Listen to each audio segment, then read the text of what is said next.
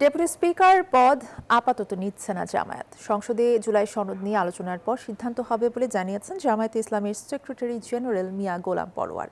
বুধবার সংসদ ভবনে বিরোধী দলের সংসদীয় কমিটির মিটিংয়ে এই কথা বলেন তিনি।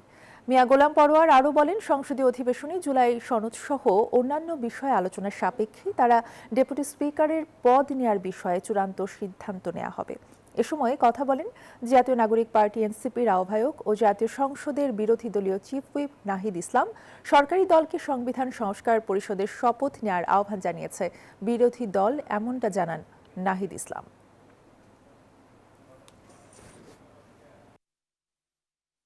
শপথ যেহেতু আমরা নিয়েছি সংবিধান সংস্কার পরিষদের সদস্য হিসেবে, সরকারি দল নেয়নি, আমাদের একটা দাবি আছে যে সংবিধান সংস্কার পরিষদের শপথ নেওয়া এবং এই সংসদটাকে সংবিধান সংস্কার পরিষদ হিসেবে কার্যকর করা।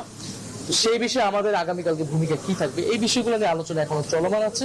সেশন শুরু হবে, জুলাই চার্টার নিয়ে আলোচনা হবে, সংস্কার নিয়ে আলোচনা হবে, সংবিধান সংস্কার পরিষদ নিয়ে আলোচনা হবে।